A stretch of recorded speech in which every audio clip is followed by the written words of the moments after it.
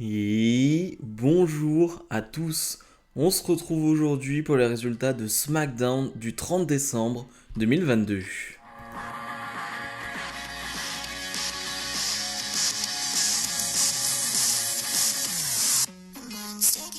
Comme d'habitude, avant de parler du show, n'oubliez pas de mettre le pouce vers le haut et de vous abonner. Ce serait bien qu'on atteigne les 3900 abonnés à quelques heures de 2023. Bref, beaucoup de choses à dire directement pour le premier segment du show. On va avoir Bray Wyatt qui va venir sur le ring, une superbe entrée. J'ai adoré la manière dont ça a été filmé. On a un plan de 3/4 de derrière de Bray Wyatt où finalement on voit le public avec toutes ces lumières et on voit Bray Wyatt marcher doucement sur cette rampe. Magnifique, magnifique plan, magnifique entrée. Un Bray Wyatt qui veut revenir sur ce qui s'est passé la semaine dernière et son attaque d'un arbitre. Voilà, il s'excuse un peu, mais finalement, LA Knight va directement interrompre Bray Wyatt. LA Knight qui a directement de grosses réactions. Il y a 15 000 personnes dans la salle, je crois. Bref, il y a beaucoup de monde, grosse ambiance directement pour ce SmackDown. Et LA Knight, il lui dit à Bray Wyatt, pour moi, t'es un peu une fraude. Voilà, ce qui se passe les dernières semaines, t'es un peu une fraude.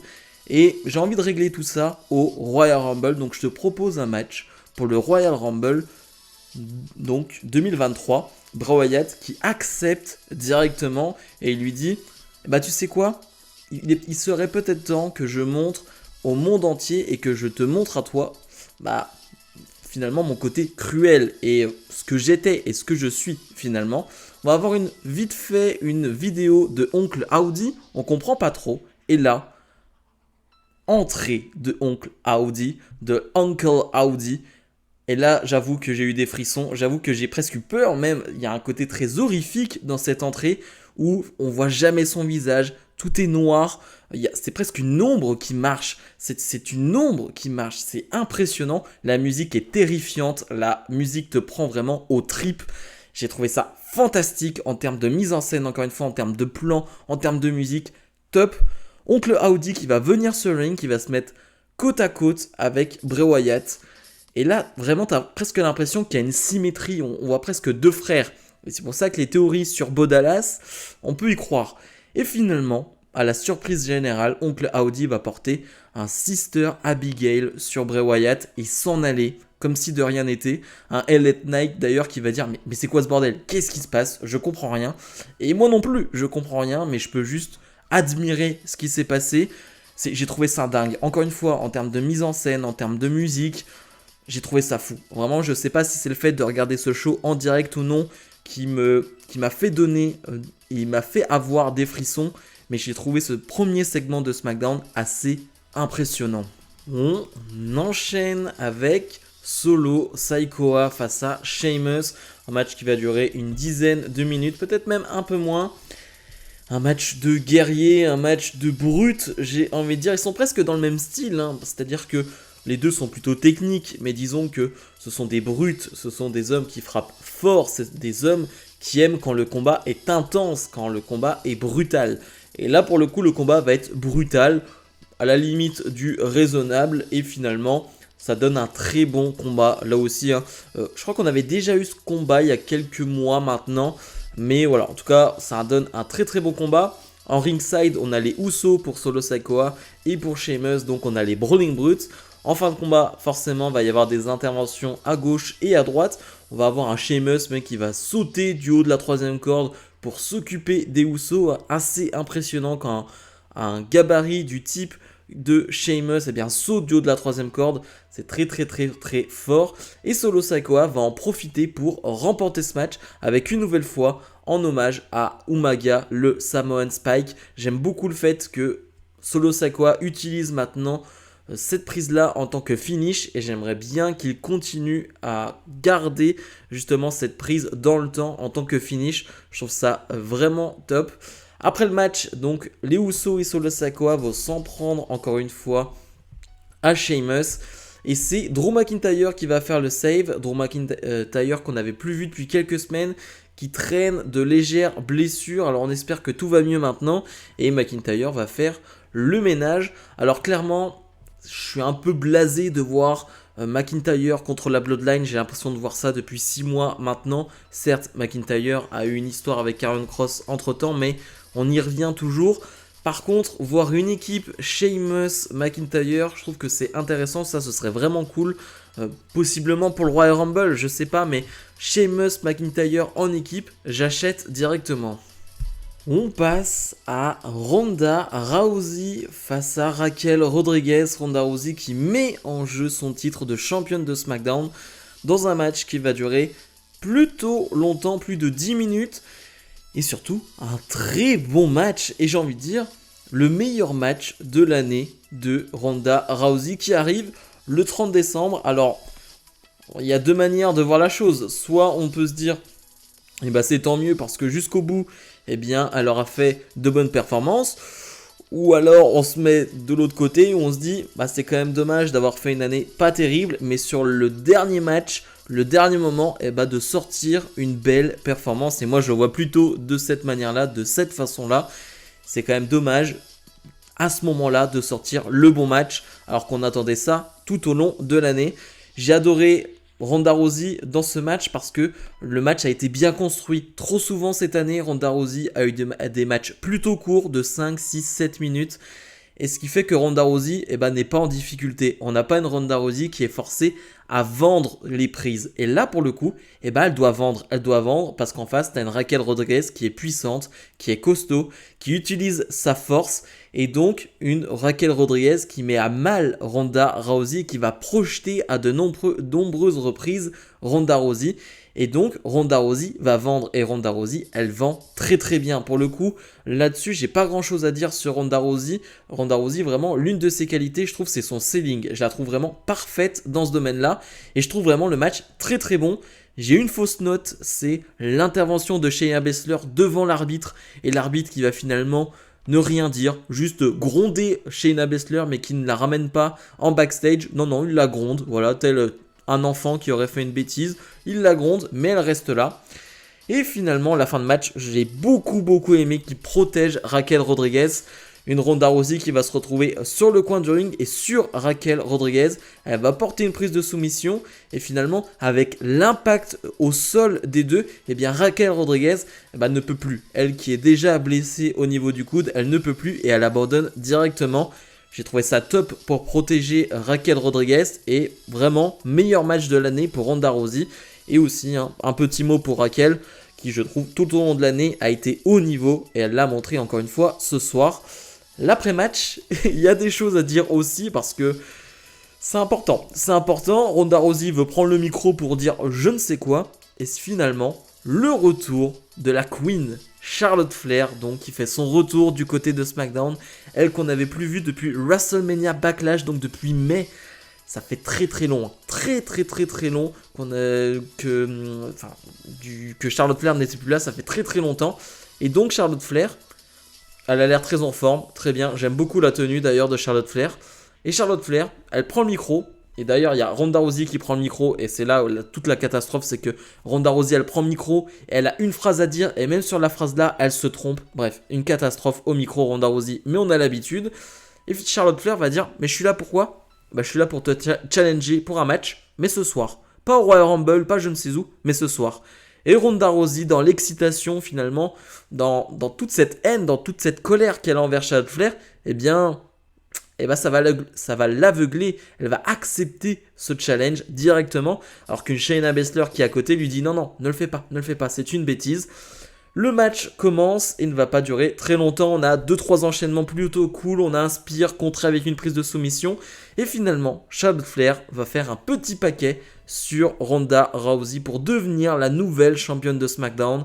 Grosse surprise. Là, pour le coup, on ne pouvait pas vraiment s'y attendre au début de la soirée que Charlotte Flair allait sortir de ce SmackDown en tant que championne de SmackDown. Et j'ai envie de dire, pourquoi pas.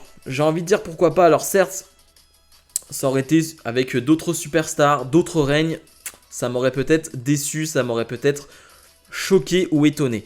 Maintenant, pour le coup, je le dis depuis des semaines et des mois, et je pense qu'on est tous assez d'accord là-dessus, le règne de championne de SmackDown de Ronda Rousey n'est pas bon. Ronda Rousey ne fait pas une bonne année 2022. et bah pourquoi pas? Pourquoi pas changer? Pourquoi pas changer brutalement? Pourquoi pas le faire lors du dernier SmackDown de l'année de cette manière-là? Pourquoi pas? J'ai envie de dire, tentons le coup. Ça ne fonctionne pas, tentons autre chose. Je pense aussi qu'on aura donc une revanche entre les deux lors du Royal Rumble. Et ce serait plutôt logique. Mais j'ai envie de dire, pourquoi pas? Tentons ce truc-là. Ça n'a pas fonctionné, Ronda Rousey. Tentons autre chose. Et pour le coup, Charlotte Flair qui redevient championne de SmackDown. Je ne sais pas combien de titres elle a eu, mais c'est assez impressionnant. Mais voilà, je suis intéressé, je suis intrigué. J'ai envie de voir la suite. Imperium est sur le ring. Forcément, ils vont fêter l'année assez incroyable de Gunther, qui est champion intercontinental maintenant depuis plus de 200 jours. Donc on va avoir une vidéo de tous ses exploits, de tous les adversaires qu'il a combattus et battus. Finalement, après cette vidéo, c'est Braun Strowman qui va arriver. Braun Strowman va prendre le micro et dire « Eh bien, bravo, bravo à toi. Mais sur cette vidéo, il n'y avait pas Braun Strowman, j'étais pas dessus. Et t'as beau dire que t'as battu tous les hommes dans ce vestiaire, mais je ne suis pas un homme, je suis un monstre. » Voilà la phrase classique de Braun Strowman, mais qui fonctionne plutôt bien dans ce contexte-là. Bref, ça va partir en cacahuète, ça va se frapper dans tous les sens.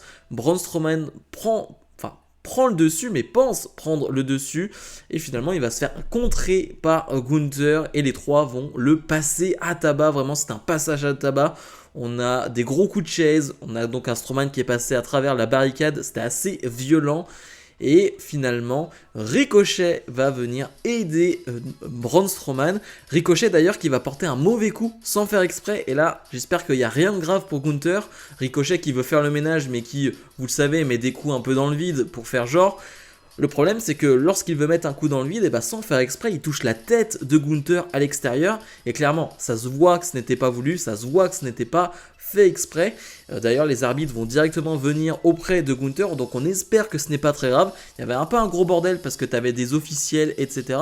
Mais j'espère que vraiment Gunther n'a rien parce que ouais, c'était un sacré coup de chaise qu'il a pris. D'ailleurs, on apprend que Gunther fera face à Braun Strowman dans 2 semaines, donc le match n'aura pas lieu lors du Royal Rumble, mais bien 2 semaines avant le Royal Rumble.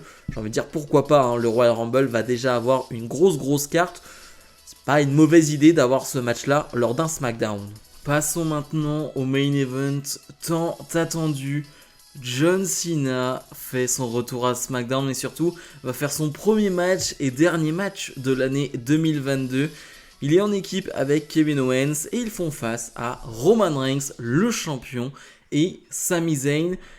Et là, j'ai même pas envie de parler de technique, j'ai même pas envie de parler de ce qui se passe sur le ring en termes techniques, en termes d'action, j'en sais rien.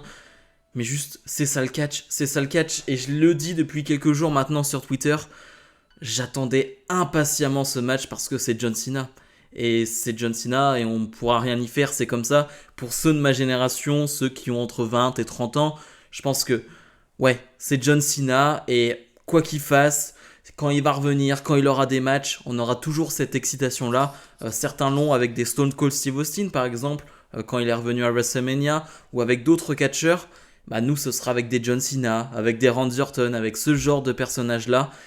Et ouais, ça me fera toujours quelque chose de le voir sur un ring. Alors certes, il a fait des apparitions cette année, mais là, il était sur un ring. Et encore une fois, il n'a pas été très longtemps sur le ring. Il est resté, je crois, 1 minute sur le ring en tout.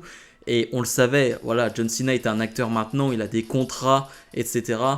Forcément, il n'allait pas être dans le ring pendant 15 minutes à prendre des super kicks dans la tête. Ça, c'était sûr et certain.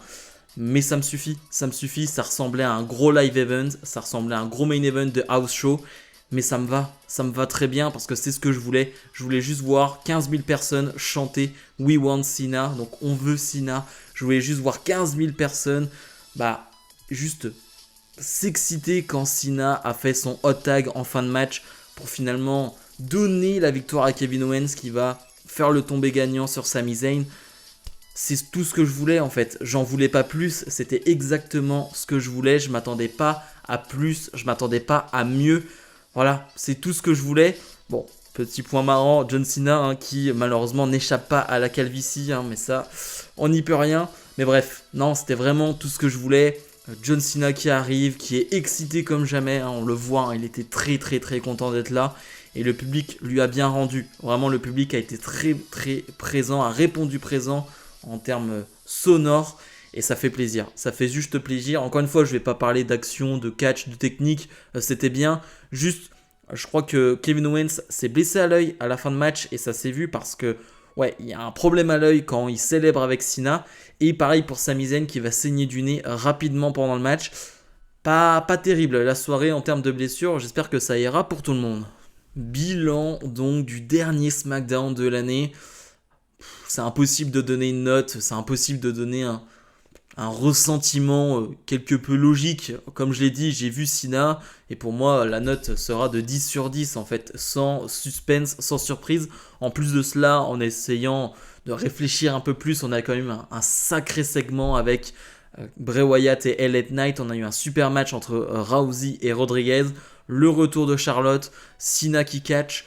C'est quand même un très gros show. C'est un très très gros show qu'on nous a réservé pour ce dernier SmackDown de l'année. Il n'y avait pas de PLE en fin de mois. D'habitude, il y a toujours un PLE en fin de mois. Là, on nous a fait plaisir pour le dernier show de l'année. Un jour avant 2023. Un gros show, un gros SmackDown. Cena, Charlotte Flair, Bray Wyatt. Bref, que des gros noms. Et ça a donné un excellent show. Comme je l'ai dit, j'ai vu ce show en direct et c'était logique pour moi. Il fallait que je voie ce show en direct. Un Cena en direct. J'étais obligé de le regarder et c'est, je crois, le seul Raw ou SmackDown de l'année que j'ai vu et que j'ai regardé en direct. Ce qui montre l'importance et l'intérêt qu'on porte tous aussi pour Cena. Bref, c'était donc le dernier show de l'année. Les vidéos, bien évidemment, continueront en 2023. Mais c'était donc la dernière vidéo de l'année. Comme d'habitude, n'oubliez pas de mettre le pouce vers le haut et de vous abonner. Salut et à l'année prochaine.